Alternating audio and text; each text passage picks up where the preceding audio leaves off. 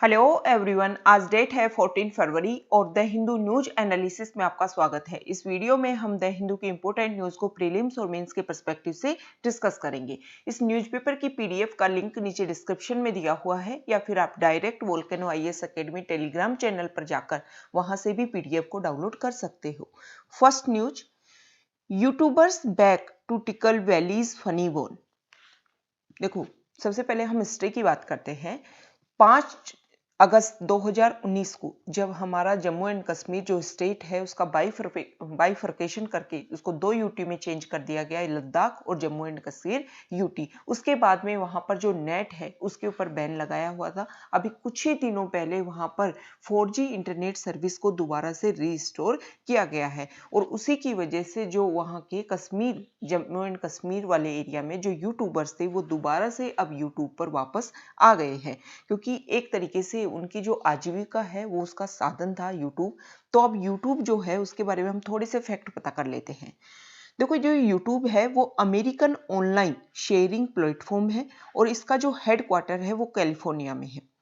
ये यूट्यूब है उसको फरवरी 2005 में, मतलब आज ही के दिन 14 फरवरी 2005 में पेपल एक कंपनी उसके 3 फॉर्मर एम्प्लॉयज के द्वारा, जिनका नाम था चाड हर्ले, स्टीव चेन और जावेद करीम, इन तीनों के द्वारा 2005 में इसको क्रिएट किया गया था। बाद में नवंबर 2006 में इसे गूगल के द्वारा खरीद लिया गया और उसके बाद में अब तक ये गूगल की एक सब्सिडरी कंपनी के रूप में ऑपरेट हो रही है।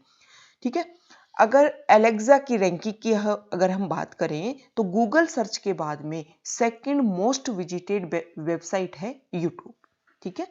नेक्स्ट न्यूज है, देखो जो हमारे होम मिनिस्टर है जिनका नाम अमित शाह है, उन्होंने बोला है कि UT status for J&K is temporary. सेठ शाह, अमित शाह ने बोला है कि 5 अगस्त 2019 को जो हमने यूटी बना दिया था, जम्मू एंड कश्मीर स्टेट को 2 भागों में बांट करके यूटी में चेंज कर दिया था, वो टेम्परेरी है, उसका यूटी स्टेटस टेम्परेरी है। जैसे ही वहां पर जो भी प्रॉब्लम्स हैं उनको सबको कर्ब किया जाएगा, दोबारा से एक पूर्णतया एक स्टेट के रूप में उसको रिस्टोर कर दिया जाएगा।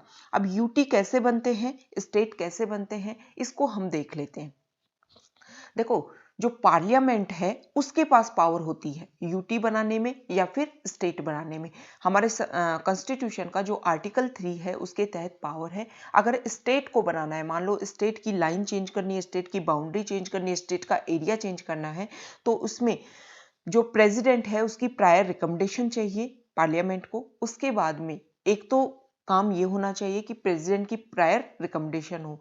दूसरा, प्रेसिडेंट जो है स्पेशल, जैसे मान लो राजस्थान का एरिया चेंज करना है तो राजस्थान के पास में भी उसको भेजा जाएगा कि हम आपका एरिया चेंज करना चाहते हैं और एक लिमिटेड टाइम में उनको अपनी कंसेंट देनी होगी, या तो हाँ में बोलेंगे या ना में बोलेंगे।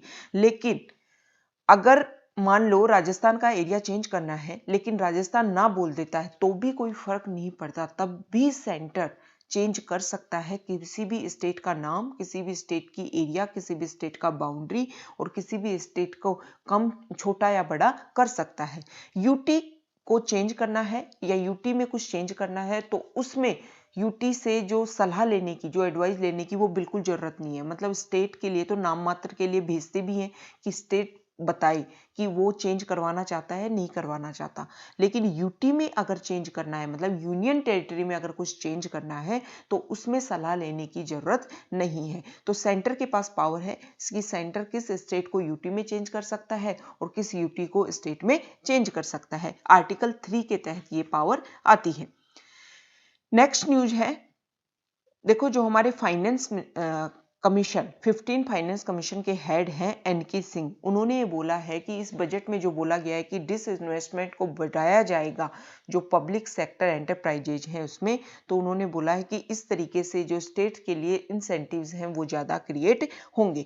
अब हम फाइनेंस कमीशन के बारे में देख लेते हैं। ये वर्तमान में हमारा 15 फाइनेंस कमीशन है और फाइनेंस कमीशन को इंडिया की जो स्टेट गवर्नमेंट और जो सेंट्रल गवर्नमेंट होती हैं उनके बीच में फाइनेंशियल रिलेशन को डिफाइन करने के लिए आर्टिकल 280 के तहत जो प्रेसिडेंट ऑफ इंडिया है उनके द्वारा इसको कंस्टिट्यूट किया जाता है। जो फर्स्ट फाइनेंस कमीशन है उसको 1951 में कंस्टिट्यूट किया गया था और हर 5 साल में फाइनेंस कमीशन बनाया जाता है जिसमें एक चेयरमैन होता है और 4 अदर मेंबर्स होते हैं। ये जो 15 फाइनेंस कमीशन है उसने शेयरिंग का बारे में बताया कि 41% और शेयरिंग होनी चाहिए सेंटर और स्टेट के बीच में। पहले ज़्यादा था लेकिन अब उसको कम कर दिया गया क्योंकि जो यूटी है, जम्मू एंड कश्मीर जो नया स्टेट है उसको यूटी में चेंज कर दिया गया है। नेक्स्ट न्यूज है, सुप्रीम कोर्ट ने अपना जो डिसीजन दिया था, जो वर्डिक्ट दिया था, उसको रिव्यू करने से रिफ्यूज कर दिया है। सिटीजनशिप अमेंडमेंट एक्ट हम डिस्कस कर चुके हैं कि हमारे देश के आसपास मतलब बांग्लादेश, अफगानिस्तान और पाकिस्तान से जो वहां पर वो मुस्लिम मेजोरिटी कंट्री है, वहां पर जो non Muslim Sikhs, special Hindu, Christian, Buddha, Jain, Parsi, Sikh, in population के लोग अगर इंडिया में आते हैं 31 दिसंबर 2014 से पहले इंडिया में आ गए और यहाँ रह रहे हैं तो उनको क्या दी जाएगी, उनको हमारे यहाँ की सिटीजनशिप दी जाएगी। हमारे इंडिया में जो सिटीजनशिप है वो सिटीजनशिप एक्ट 1955 के तहत दी जाती है, तो उनको सिटीजनशिप दी जाएगी और उसी के लिए विरोध प्रदर्शन किया गया था CAA के तहत। तो सुप्रीम कोर्ट ने उस समय बोला था कि देखो राइट टू प्रोटेस्ट सही है लेकिन आप कहीं भी बैठ जाओगे, ना आप टाइम देखते हो ना आप कोई जगह देखते हो और कहीं भी बैठ जाते हो और आपके प्रोटेस्ट करने की वजह से जो दूसरे लोग हैं उनके राइट्स का हनन होता है, उनके राइट्स को लूज होता है। तो सुप्रीम कोर्ट ने मना कर दिया है कि उस वर्डिक्ट को रिव्यू नहीं किया जाएगा। नेक्स्ट न्यूज है, केरला से रिलेटेड है। केरला में जो वेम्बनाड लेक है वहां पर एक आइलैंड है और उस आइलैंड के ऊपर रिजोर्ट बना दिया गया। अब उस रिजोर्ट को पहले तो केरला के जो हाई कोर्ट है उसने कर दिया था कि उसको डिमोलिश किया जाएगा। बाद में सुप्रीम कोर्ट गया ये केस और सुप्रीम कोर्ट ने भी केरला हाई कोर्ट का जो बैन था कंस्ट्रक्शन के ऊपर उसको दोबारा से कंटिन्यू किया गया है। देखो ये जो वेम्बनाड लेक है वो केरला में ब्रैकिश वाटर से बनी हुई है और काफी इको सेंसिटिव जोन है। तो इसमें आर्टिकल में ये भी बोला गया है कि जब आप उसको डिमोलिश करोगे तो यहाँ से जो भी इसमें एक तरीके से कचरा जो भी इसको खत्म किया जाएगा ना, कंस्ट्रक्शन को जब आप तोड़ोगे तो कंस्ट्रक्शन को तोड़ने से जो भी चीजें हैं वो एक तरीके से यहाँ के एनवायरनमेंट को और ज्यादा क्या करेंगी, खराब करेंगी। नेक्स्ट जो आर्टिकल है यहाँ देखो वैक्सीनेशन से रिलेटेड है कि वैक्सीनेशन लेने के बाद भी 2 डॉक्टर ऐसे हैं जिनको पॉजिटिव पाया गया है और बेंगलुरु की जो कॉलेज है वहां पर दोबारा से वायरस हॉटस्पॉट के रूप में वो एरिया चेंज हो गया है। नेक्स्ट न्यूज बजट सेशन को लेकर के है। देखो बजट सेशन का जो फर्स्ट पार्ट है वो कंप्लीट हो गया है और अब सेकेंड पार्ट जो है वो 8 मार्च से दोबारा से स्टार्ट होगा। तो इसमें जो हमारे हेड हैं मतलब लोकसभा स्पीकर हैं ओम बिरला, उन्होंने बोला है कि 100% प्रोडक्टिविटी सामने आई बजट सेशन में। लास्ट के 2 वीक्स जो रहे उनमें बजट सेशन में काफ़ी प्रोडक्टिविटी दिखी। स्टार्टिंग में जो प्रोटेस्ट है फार्म लॉज के लिए वो प्रोटेस्ट करते हुए दिखे यहाँ के मेंबर्स। तो हम सेशंस के बारे में पता कर लेते हैं। हमारे कॉन्स्टिट्यूशन में बोला गया है कि सेशन की संख्या निर्धारित नहीं गई है इंस्टीट्यूशन में, बस ये बोला गया कि 2 सेशन के बीच में 6 महीने से ज्यादा का गैप नहीं होना चाहिए। लेकिन ट्रेडिशन हमारे यहाँ पर 3 सेशन की है। हमारे यहाँ पर बजट सेशन होता है, उसके अलावा जो मानसून सेशन होता है और फिर विंटर सेशन होता है। ठीक है, देखो थैंक्स ऑफ मोशन, आप एक वर्ड बार बार सुन रहे होंगे। ये थैंक्स ऑफ मोशन होता क्या है? जब भी कोई जनरल इलेक्शन के बाद में कोई फर्स्ट सेशन होता है पार्लियामेंट का या फिर हर जो एवरी फिसल ईयर का जब पहला सेशन होता है तो उसको एड्रेस किया जाता है प्रेसिडेंट के द्वारा। और जब प्रेसिडेंट एड्रेस करता है तो उसमें गवर्नमेंट की जो प्रीसीडिंग ईयर में और एंश्योरिंग ईयर में जो पॉलिसीज है, जो प्रोग्राम्स है, उनकी आउटलाइन रखता है प्रेसिडेंट अपने उस स्पीच में, उस एड्रेस में। जब प्रेसिडेंट स्पीच दे देता है तो उसके बाद में जो स्पीच है उसके ऊपर डिस्कस किया जाता है पार्लियामेंट के बोथ हाउसेज में। और जब वो उसके ऊपर जब डिस्कशन किया जाता है ना तो एक मोशन के तहत उसको पास करवाना होता है। अगर वो पास नहीं होता है, मान लो पार्लियामेंट में मोशन ऑफ थैंक्स बोला जाता है उसको, और उसके तहत जब उसको पास नहीं किया जाता है तो एक तरीके से गवर्नमेंट की डिफीट होती है मोशन ऑफ थैंक्स में। अगर मोशन ऑफ थैंक्स पास नहीं होता है, मतलब प्रेसिडेंट का जो स्पीच अगर वो पास नहीं करवाया जा सकता तो एक तरीके से गवर्नमेंट की वो हार है। नेक्स्ट न्यूज है, यहां देखिए। हाँ देखो, इंडिया और चाइना के बीच में पिछले 9 मंथ से अगर हम बात करें तो बॉर्डर के ऊपर स्ट्रगल देखने को मिल रहा है। तो अगर अब दोबारा से 10 फरवरी के से डिसएंगेजमेंट प्रोसीजर जो है वो शुरू हो जाएगा, मतलब दोनों देशों के बीच में एक तरीके से उस टेंशन को कम करने के लिए स्टार्ट हुआ है काम। और जहां पर पे देखो, जो पेंगोंग जो लेक है उसके नर्दन वाले रीजन में 8 फिंगर्स, मतलब वहां की जो माउंटेन्स हैं वो इस तरीके से पेंगोंग लेक में फैली हुई हैं, जैसे फिंगर्स के रूप में, हाथ में हथेली में जब फिंगर्स आगे निकली हुई होती हैं उसी तरीके से जो माउंटेन्स हैं उनका रीजन भी इस तरीके से लेक में ऐसे निकला हुआ है जैसे फिंगर्स के रूप में वो निकला हुआ हो, तो उनको बोलते हैं फिंगर। 8 फिंगर हैं।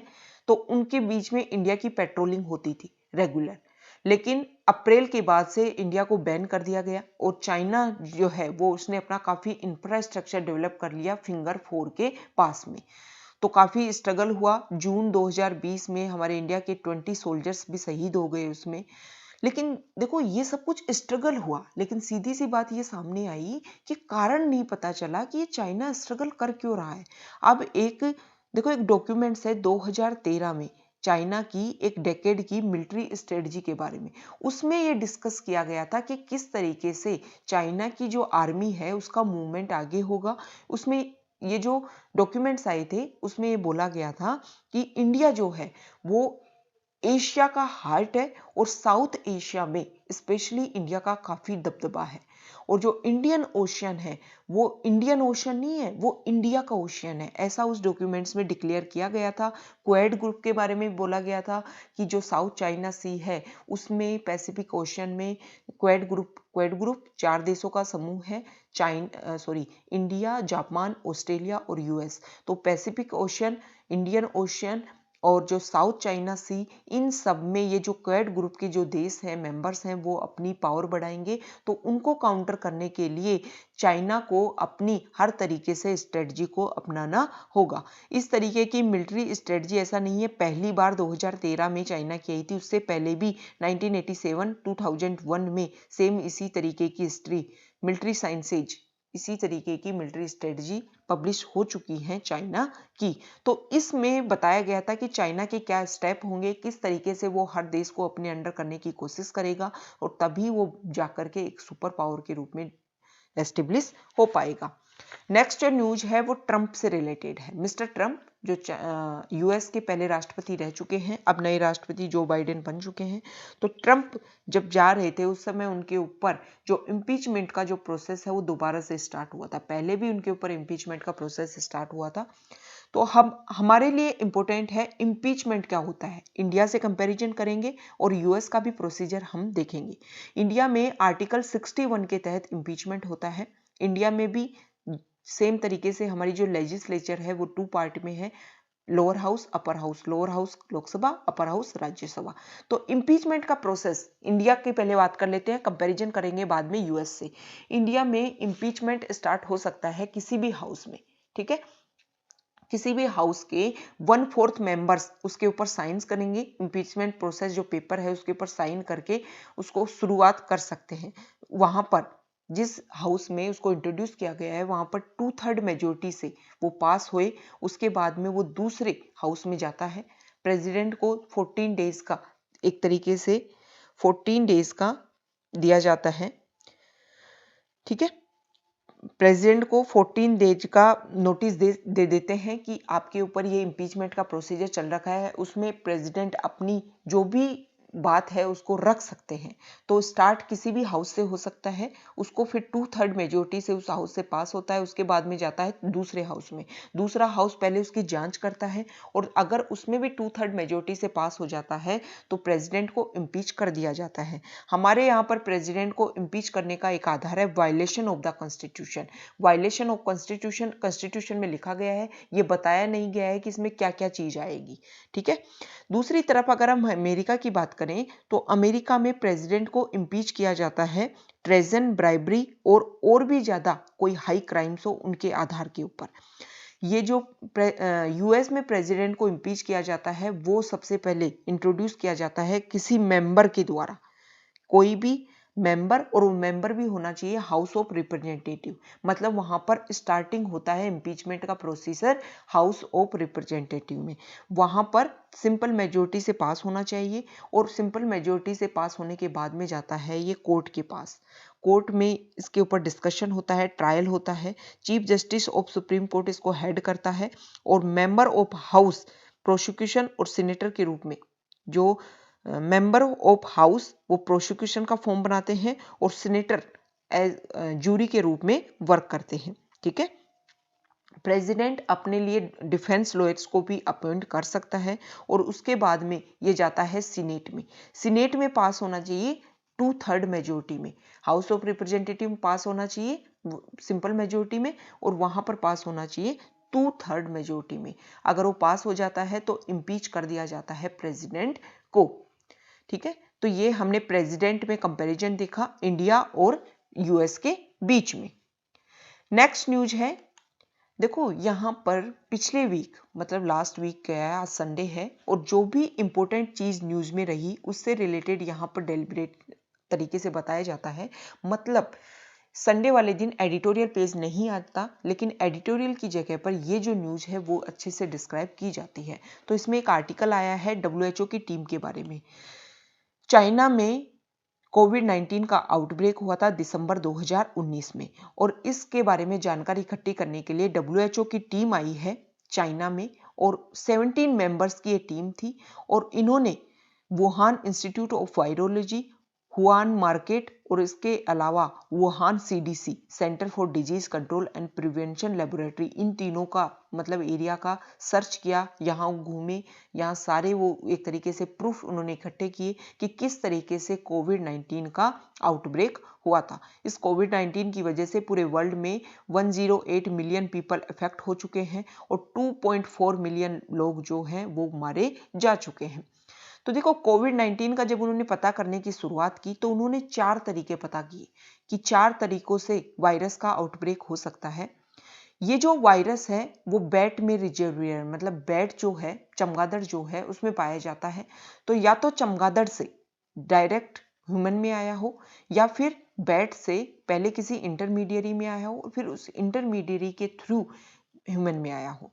तीसरा प्रोसीजर उन्होंने बताया कि फ्रोजन जो फूड है उससे भी ये फैल सकता है, क्योंकि जो हुआन मार्केट है वहां पर काफी लोग अफेक्टेड पाए गए थे।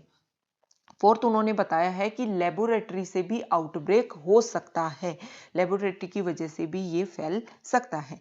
तो पहला जो उन्होंने बताया कि बैट की वजह से ह्यूमन में डायरेक्ट फैले। देखो जो वुहान जो प्रोविंस है चाइना का, वहां पर आसपास वाला एरिया जहां है वहां पर बैट का कोई नेचुरल हैबिटेट नहीं है, मतलब चमगादड़ नेचुरल रूप से उस एरिया में नहीं रहते हैं। तो इसके ऊपर तो एक तरीके से थ्योरी के ऊपर रोक लग गई कि डायरेक्ट जो बैट के संपर्क में हो सकता है कोई ह्यूमन आया हो उसकी वजह से फैला हो और लोग अफेक्ट हो सकते हैं। लेकिन अगर वुहान एरिया की जांच करें तो उसके आसपास तो कोई भी बैट नेचुरल हैबिटेट नहीं है। दूसरी बात की गई इंटरमीडियरी की, बैट के थ्रू फैला किसी इंटरमीडियरी में, मतलब किसी एनिमल में फैल सकता है और उस एनिमल के थ्रू फैल सकता है ह्यूमन में। लेकिन उस इंटरमीडियरी के बारे में पता नहीं किया जा सकता है कि अभी नहीं पता किया जा सका है कि वो इंटरमीडियरी कौन था और किसकी वजह से ये जो आउटब्रेक हुआ था। तीसरा उन्होंने बताया कि फ्रोजन जो फूड है उसकी वजह से फैल सकता है। तो ये बोला गया है क्योंकि हुआन जो मार्केट है उसमें ये काफ़ी फैला था, लोगों काफ़ी 174 के लगभग स्टार्टिंग में ये अचानक से लोग वहाँ पर पॉजिटिव पाए गए थे और लेबोरेटरी के ऊपर उन्होंने बिल्कुल बना कर दिया है कि स्टार्टिंग में तो देखो ऐसा कुछ सामने नहीं आया है कि लेबोरेटरी से लीक हुआ है, इस वायरस के ऊपर रिसर्च चल रहा था और बाद में ये आउटब्रेक हो गया, क्योंकि जिन भी जीनोम सीक्वेंसिंग जब की गई है, जो लोग पॉजिटिव हुए उनकी जब जीनोम की जांच की गई तो ऐसा कुछ भी सामने नहीं आया है कि लेबोरेटरी से इसकी उत्पत्ति हुई थी। नेक्स्ट जो न्यूज है वो चमोली डिजास्टर को लेकर के है। उत्तराखंड में चमोली एरिया जहां पर ग्लेशियर बस्ट हो गया, नंदा देवी ग्लेशियर बस्ट, जिसकी वजह से जो ऋषि गंगा रिवर है और धौली गंगा रिवर जो रैनी गांव के पास में मिलती है, वहां पर काफी नुकसान हुआ। एनटीपीसी के जो हाइड्रो इलेक्ट्रिक प्रोजेक्ट है उनमें काफी नुकसान हुआ, बहुत सारे लोगों की डेथ हो गई और बहुत सारे लोग इसमें एक तरीके से अभी तक भी मिसिंग है। तो इस आर्टिकल में बताया गया है कि देखो उत्तराखंड में 2013 में भी क्लाउड बर्स्ट की वजह से प्रॉब्लम हुई थी, बहुत ज्यादा बड़ी डिजास्टर सामने आई थी। तो जो भी प्रॉब्लम्स है उनको ध्यान में रखना चाहिए। ये हाइड्रो इलेक्ट्रिक जो प्रोजेक्ट है वो काफी सेंसिटिव एरिया है, हिमालयन एरिया, और वहां पर जब ऐसा एस्टेब्लिशमेंट, ऐसे इंफ्रास्ट्रक्चर डेवलप किए जाते हैं तो इनकी सेंसिटिविटी है जो काफी इंक्रीज हो जाती है। इस आर्टिकल में देखो लास्ट में ये बोला गया है कि चिपको मूवमेंट जो रैनी विलेज से स्टार्ट हुआ था, उस चिपको मूवमेंट में जो हेड थे सुंदरलाल बहुगुणा, उन्होंने स्टार्टिंग में ये बोला था कि देखो डैम जो बनाए जाते हैं आप इसलिए बना रहे हो कि आपको सस्ते में कोल और गैस की तुलना में आपको मतलब लो रेट में आपको एनर्जी मिल जाए और कार्बन एमिशन भी ना हो।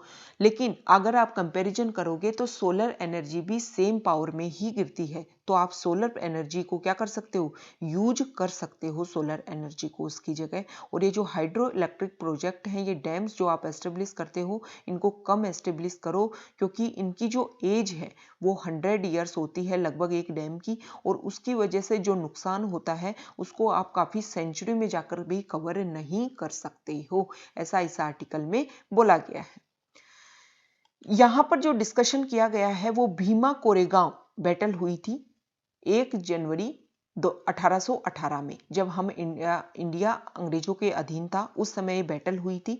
और उसी के लिए जब उसकी 202 साल को सेलिब्रेट किया जा रहा था, उस समय में प्रोटेस्ट हुआ और बहुत सारे लोगों को इसमें गिरफ्तार कर लिया गया, क्योंकि ये बोला गया कि ये जो प्रोटेस्ट है 202 साल जो है उसको जब सेलिब्रेट किया जा रहा था 202 एनिवर्सरी को, तो उस समय जो लोग हैं उनको गिरफ्तार किया, जैसे रोना विल्सन एक्टिविस्ट है। ये बोला गया कि इन लोगों के जो संबंध है वो माओइस्ट से हैं और पहले से ये डिफाइंड था ये कि इस तरीके से प्रोटेस्ट होगा और फिर इस तरीके से विरोध किया जाएगा, लोगों को उकसाया जाएगा और फिर विरोध किया जाएगा। देखो 1818 में जो भीमा कोरेगांव जो बैटल हुई थी उसमें महार जाति के लोगों ने पेशवा की सेना के खिलाफ में लड़ाई लड़ी थी। महार जाति के लोग अंग्रेजों की सेना में थे और उनकी बहुत छोटी संख्या में वो थे, उधर पेशवा की सेना बहुत बड़ी थी। बोलते हैं कि पर्सनल होकर के महार जाति के लोगों ने ये युद्ध लड़ा था, जिसकी वजह से वो कम संख्या में होने के बाद भी उन्होंने इस बैटल को जीत लिया था। तो उसी को सेलिब्रेट किया जा रहा था। अब रोना विल्सन जो एक एक्टिविस्ट है उनके ऊपर आरोप लगाए गए। अब आर्सेनल जो कंसल्टिंग है उन्होंने ये कहा है, एनालिसिस किया है कि उनके कंप्यूटर में जो भी डॉक्यूमेंट सामने आए जांच में वो तो इंस्टॉल किए गए थे एक मालवेयर के थ्रू। नेट वायर यहाँ पर एक मालवेयर का नाम लिया गया है और बोला गया है कि उनके कंप्यूटर को हैक किया गया था और उनके कंप्यूटर में सब कुछ इस मालवेयर के थ्रू इंस्टॉल किया गया था। ये इस आर्टिकल में बताया गया है। तो ये हमारा डिस्कशन था। इस आर्टिकल में, इस डिस्कशन में हमने काफ़ी इंपॉर्टेंट पॉइंट्स को, काफ़ी इंपॉर्टेंट फैक्ट्स हमने देखे। Okay, thank you.